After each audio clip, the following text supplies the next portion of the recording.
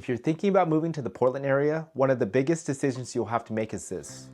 Should you live in Portland, Oregon or Vancouver, Washington? These two cities sit just across the Columbia River from each other, sometimes only 5 minutes apart, but living on each side of the river can be very different. The taxes are different, the home prices are different, the commutes are different. Choosing the wrong side of the river could end up costing you thousands of dollars a year in taxes or adding a lot of time to your daily commute.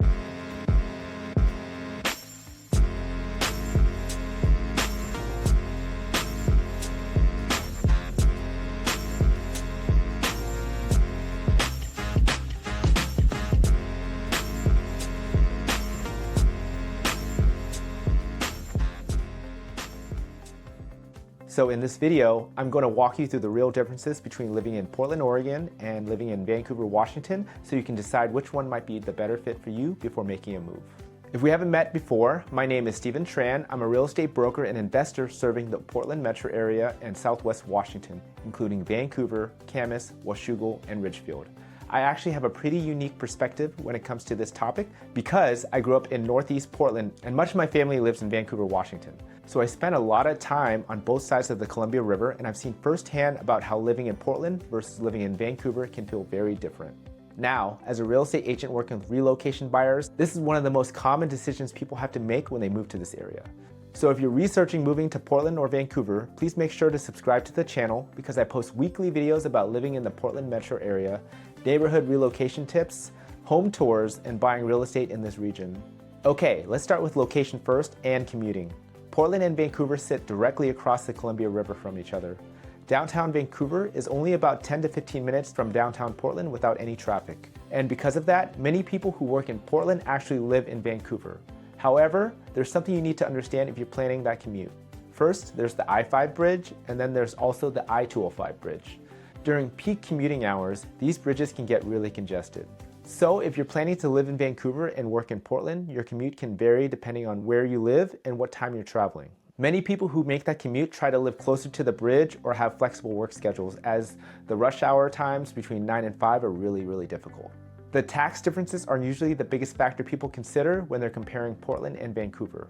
Oregon and Washington have very different tax structures. Oregon has state income tax but no sales tax, while Washington has no state income tax and sales tax is about 8 to 9%. For higher income earners, the lack of state income tax in Washington can be a huge advantage. That's why many professionals who work in the Portland metro area choose to live in Vancouver. But there's one really important detail you can't miss. If you work in Oregon, you still have to pay Oregon income tax even if you live in Washington.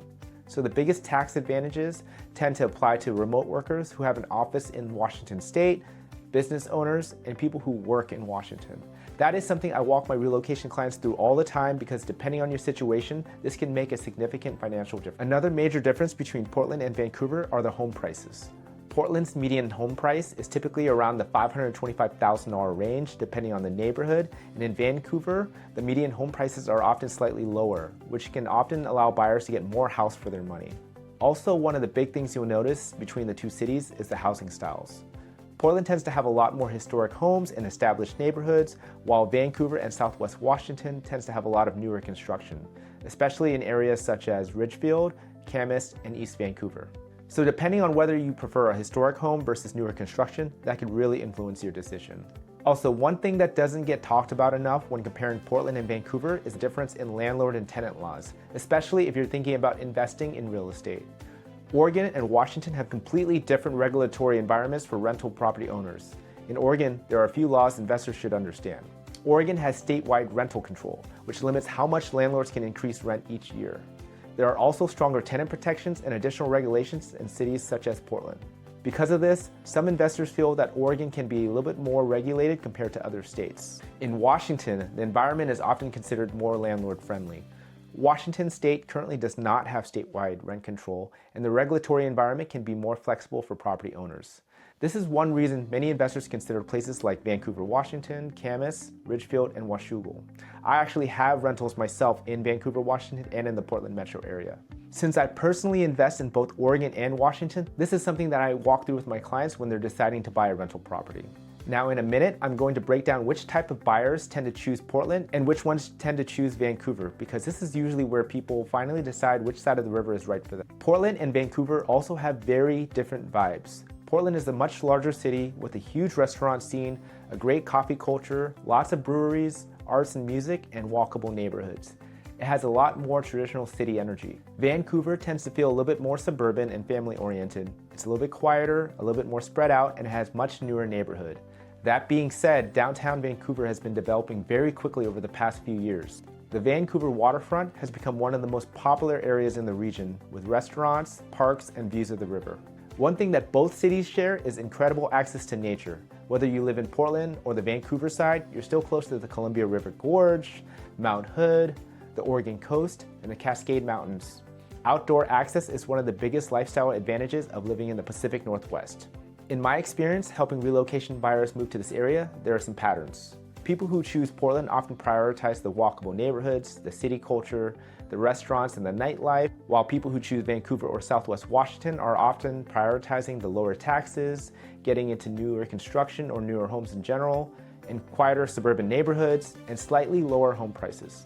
Both options can be great, it really just depends on your lifestyle and your financial goals.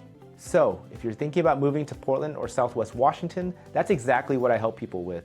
Every single year, I work with buyers relocating from all across the country. So, if you'd like to figure out which side of the river might be the better fit for you, please feel free to reach out. You can reach me at my phone number at 971-285-2002 or my email at steven@diverserg.com. And also, if you found this video helpful, please make sure to subscribe to the channel. I post weekly videos about living in Portland, relocating to Oregon and Southwest Washington, and buying real estate in this area. And if you're thinking about moving here, please comment below and let me know where you're moving from. I would love to help. Thanks again for watching, and I'll see you in the next video.